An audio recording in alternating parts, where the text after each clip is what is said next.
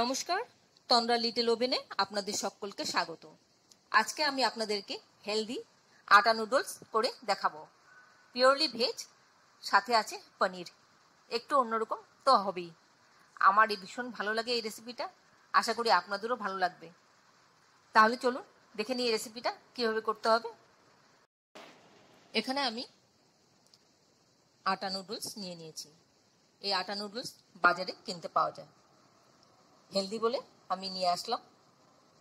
সবাই তো চায় একটু হেলদি খেতে, তাই আটা নুডলসটা নিয়ে আসলাম। এই নুডলসটা দিয়ে আজকে আমি রান্নাটা করব। আমি খানিকটা পরিমাণ বার করে নিয়ে এসেছি, আমার যতটুকু প্রয়োজন ততটুকু। এবার একটু পার্ট পার্ট করে নিচ্ছি যাতে আমার সেদ্ধ করতে সুবিধা হয়। এবার আমি এর মধ্যে যা যা লাগবে সেগুলো আমি আপনাদেরকে বলছি। এখানে আছে কড়াইশুঁটি, আর আছে ক্যাপসিকাম, কাঁচা লঙ্কা কুচি, পেঁয়াজ কুচি, বিনস আর গাজর আর পনির। বিনস, গাজর আর কড়াইশুঁটিটা আমি ব্লাঞ্চ করে নিয়েছি। এবার একটা পাত্রে জল নিয়ে নিয়েছি, তাতে আমি 1 চা চামচ রিফাইন তেল দিয়ে দিলাম, আর হাফ টিস্পুনের থেকে একটু বেশি নুন দিয়ে দিয়েছি। জলটা ফুটলে পরে এর মধ্যে আমি নুডলসটা দিয়ে দিলাম। নুডলসটা দিয়ে এইভাবে ভালো করে নেড়ে দিতে হবে, যাতে এগুলো সব খুলে খুলে ছেড়ে ছেড়ে যায়।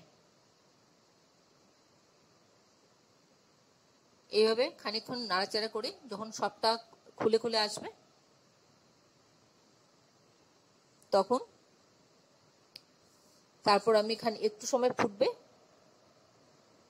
তখন আমি গ্যাসটা অফ করে ঢেকে রাখবো। স্ট্যান্ডিং টাইম দেবো 2 মিনিটের জন্য।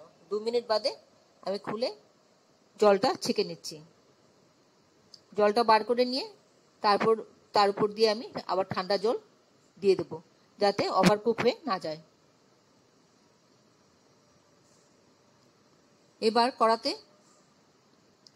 রিফাইন তেল দিয়ে তেলটা গরম হলে এবার পনিরটা ভেজে নিচ্ছি, সাথে একটু নুন দিয়ে দিলাম স্বাদ মতন। দিয়ে পনিরটা একটু ভেজে তুলে নিচ্ছি। পনির খুব বেশিক্ষণ ভাজবো না, একটু হালকা হালকা কালার আসলে তুলে নেব। পনির বেশিক্ষণ ভাজলে পনির চিবড়ি হয়ে যায়।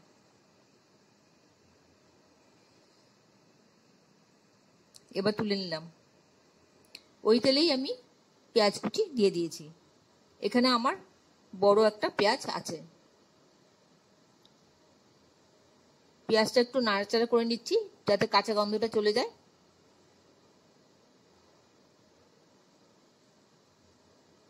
তারপর এর মধ্যে ক্যাপসিকাম দিয়ে দিলাম, আর দিয়ে দেবো কাঁচা লঙ্কা কুচি। কাঁচা লঙ্কাটা একটু বড় বড় করে কেটেছি।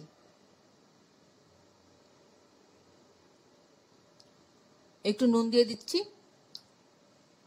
যাতে তাড়াতাড়ি নরম হয়ে যায়।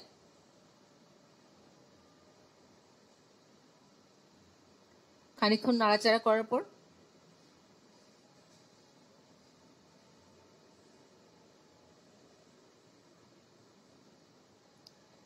আমি দিয়ে দিলাম বিনসটা, ব্লাঞ্চ করে বিনসটা। বিনসটা দিয়ে খানিকক্ষণ একটু নাড়াচাড়া করার পর আমি এর মধ্যে একে একে অন্যান্য সবজিগুলো দিতে থাকবো। গাজরটা দিয়ে দিলাম,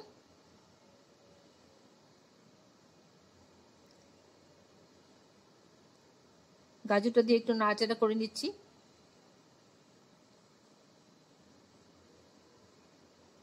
গাজরটা তো সেদ্ধ করাই আছে, ব্লাঞ্চ করাই আছে, কোনো অসুবিধা হবে না।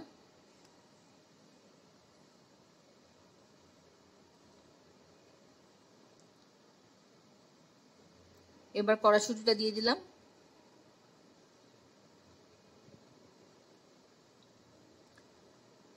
কড়াইশুঁটিটা দিয়ে সবগুলো একসাথে আবার একটু ভাজা ভাজা মতন করব। একটু ভাজা ভাজা মতন করলে সুন্দর একটা ফ্লেভার অ্যাড হয়, তাই একটু সময় ভাজা ভাজা মতন করে নিচ্ছি।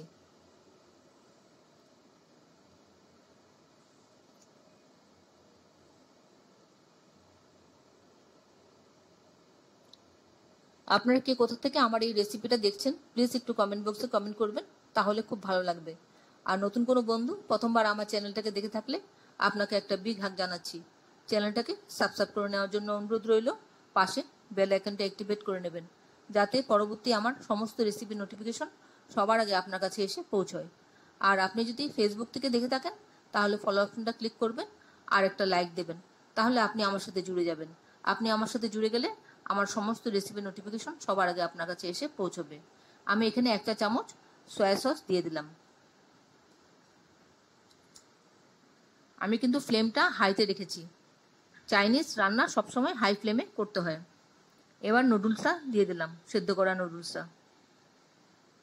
সেদ্ধ করা নুডলসটা দিয়ে খুব ভালো করে মিশিয়ে নেব সবজির সাথে।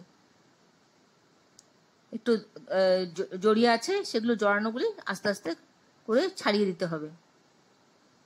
চামচ দিয়ে আস্তে আস্তে খুন্তি দিয়ে ছাড়িয়ে দিতে হবে।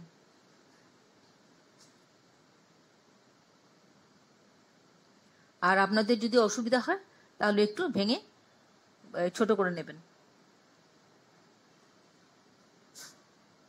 প্রথমেই।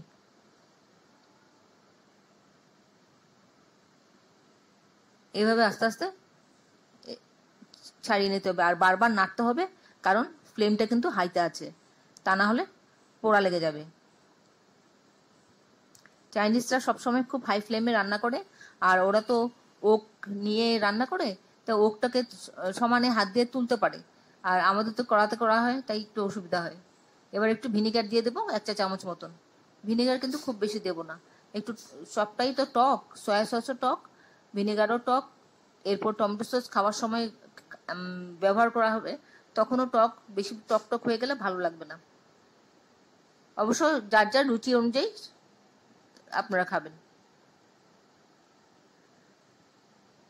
এরকম ছাড়িয়ে দিতে হবে আস্তে আস্তে খুন্তি দিয়ে। তারপর খানিকক্ষণ নাড়াচাড়া করার পর এর মধ্যে দিয়ে দিতে হবে পনিরটা। ভাজা পনিরটা দিয়ে দেব। ভাজা পনিরটা দিয়ে আবার একটু ভালো করে মিশিয়ে নিতে হবে। যেরকম চিকেন দিলে চিকেনটা মেশাতে হয়, ঠিক তেমনি এগ দিলে এগটা মেশাতে হয়, ঠিক তেমনি পনিরটাও ভালো করে মিশিয়ে নিতে হবে। পনিরটা ভালো করে মেশানো হয়ে গেলে রান্নাটা মোটামুটি হয়ে আসবে। এইভাবে আস্তে আস্তে করে খুন্তি দিয়ে ছাড়িয়ে ছাড়িয়ে নিতে হবে যেগুলো জড়ো হয়ে আছে। আসলে চাইনিজ ফুড যখন রান্না করা হয় বড় চাটুতে করলে সুবিধা হয়। আমাদের তো বাড়িতে আর সম্ভব হয় না এত বড় চাটু ব্যবহার করা, তাই আমাদের পক্ষে হয় না, আমাদের এইভাবে কড়াতে করতে হয়। আশা করি আপনাদের ভালো লেগেছে আমার এই রেসিপিটা। যদি ভালো লেগে থাকে তাহলে অবশ্যই এইভাবে একবার করে খেয়ে দেখবেন, আর খেয়ে কেমন লাগলো কমেন্টসে জানাতে ভুলবেন না। আমার রেসিপিটা যদি আপনাদের ভালো লেগে থাকে তাহলে একটা লাইক দেবেন, বন্ধুদের সাথে অনেক অনেক শেয়ার করবেন।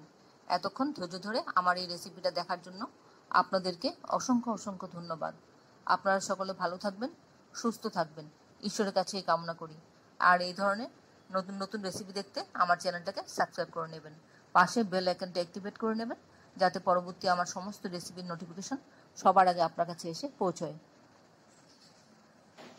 আপনারা যারা এখনো পর্যন্ত আমার চ্যানেলটাকে সাবস্ক্রাইব করেননি, ঝটপট সাবস্ক্রাইব করে নিন। আপনাদেরকে আমাদের মাঝে দেখতে পেলে আমাদের খুব ভালো লাগবে। রান্নাটা মোটামুটি হয়ে এসেছে, আর একটু নাড়াচাড়া করে নিচ্ছি, ভাজা ভাজা গন্ধটা আর একটু সুন্দর হচ্ছে। তারপর এইভাবে সমানে নিয়ে যেতে হবে, কারণ ফ্লেমটা তো হাইতে আছে, তাই। এবার রান্নাটা আমার হয়ে গেছে, প্লেটিং করে নেব। সেন্ডিং টাইম দিয়ে প্লেটিং করে নিচ্ছি। প্লেটিং হয়ে গেল, তাহলে ভিডিওটা আজকে এখানে শেষ করছি। আবার দেখা হবে আপনাদের সাথে পরবর্তী অন্য কোনো এক রেসিপিতে। আপনারা ভালো থাকবেন, নিজের খেয়াল রাখবেন, পরিবারের খেয়াল রাখবেন। নমস্কার।